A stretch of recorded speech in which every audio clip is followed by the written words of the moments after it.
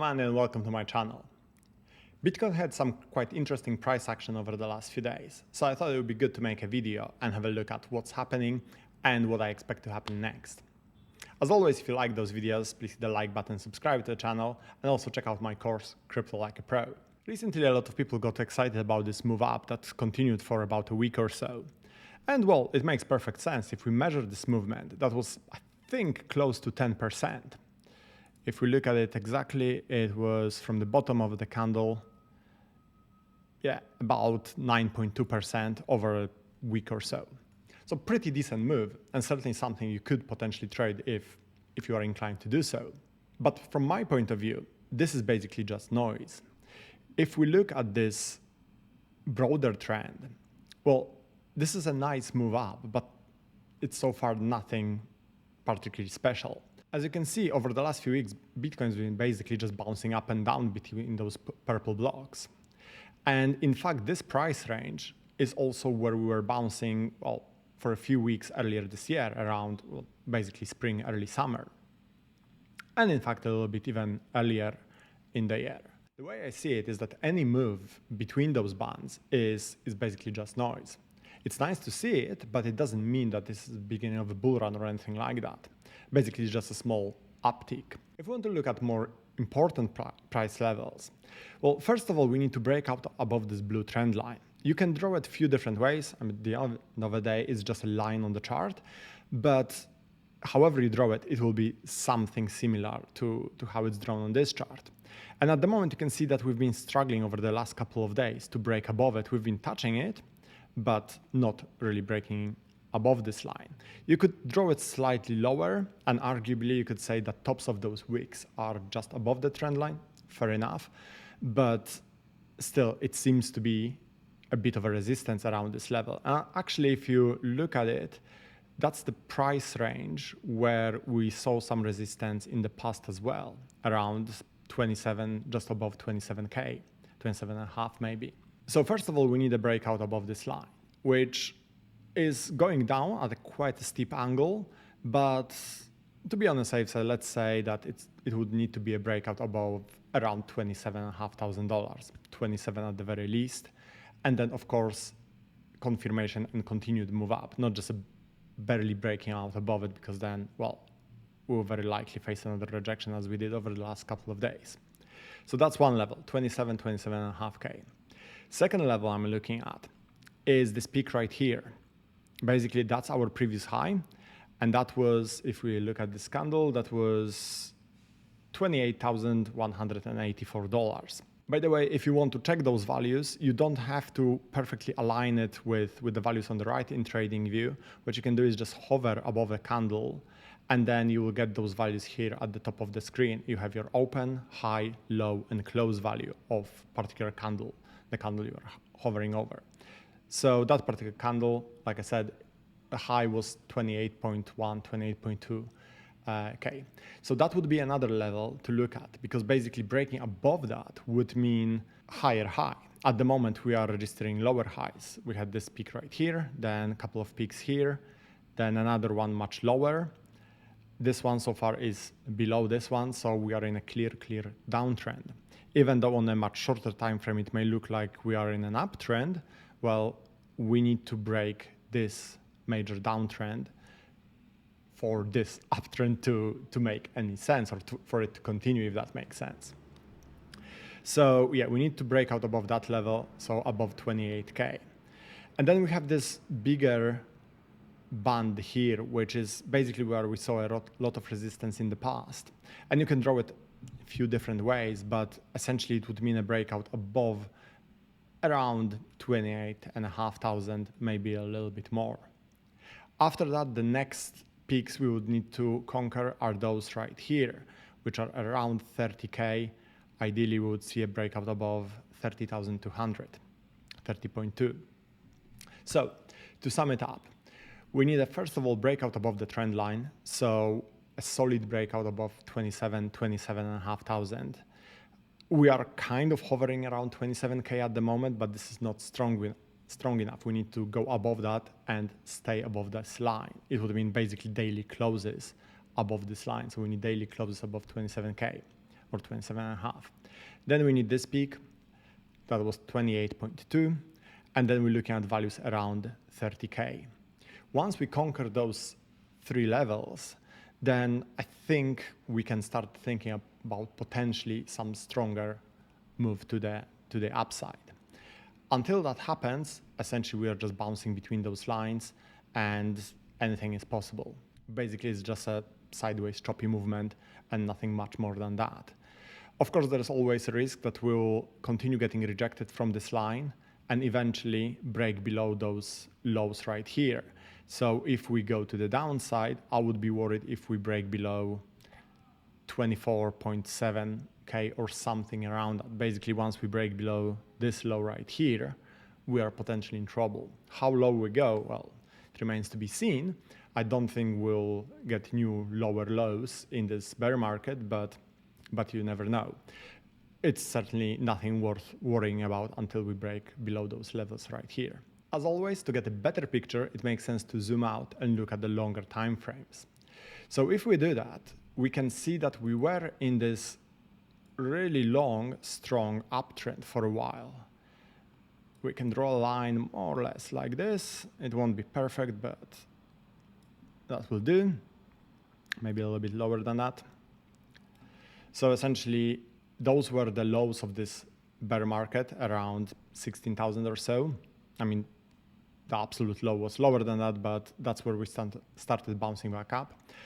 Then we had pullback to this trend line right here, then again around here.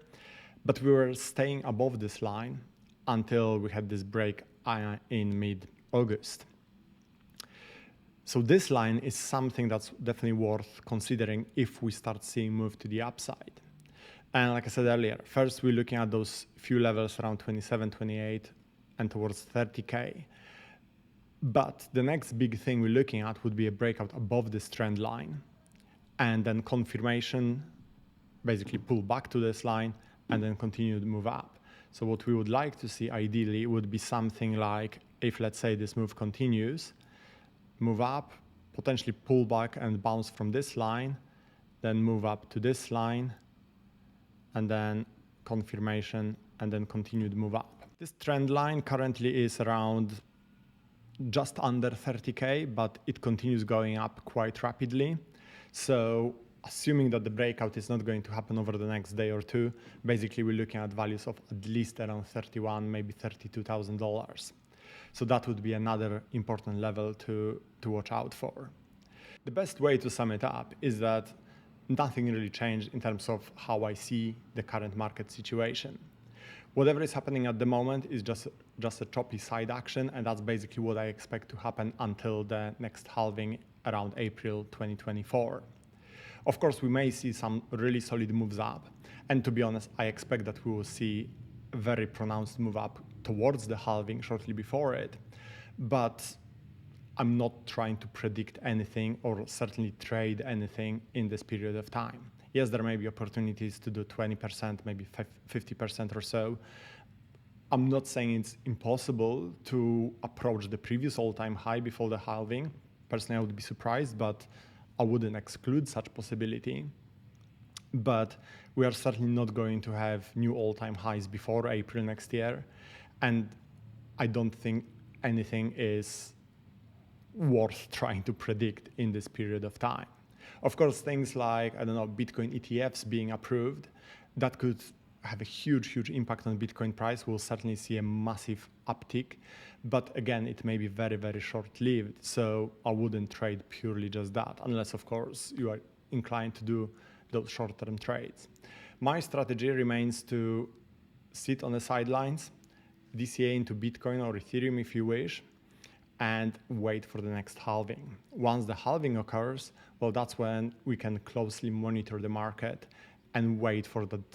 Essentially, we can then expect that we are in early stages of a bull run, and then the price should continue going up over the next 12 to 18 months. And that certainly will be a really exciting time to be in crypto. Until then, personally, I expect it to be quite boring or potentially quite frustrating, because any potential moves up, as we saw, for example, here or here, can be very quickly cancelled or at least partially cancelled by pullbacks. Also, I don't think this is a particularly good time to invest in altcoins. If we look at some of my favorite altcoins, for example, S-Fund, I expect it to perform really well in the next bull run. I still think that the next bull run will be largely focused around crypto gaming. And S-Fund being a crypto gaming launchpad, it's likely to do very, very well. But if you look at the price action over the last couple of months, I mean, it was trading around $1 for a while, even $1.40. At the moment, it's barely above 50 cents.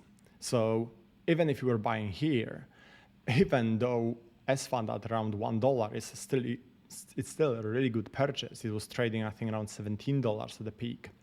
Well, it dropped around 40% since then, 50% even. So that's why it's so important to stay away from altcoins during this phase of the market, because we don't know how long the bear market will last.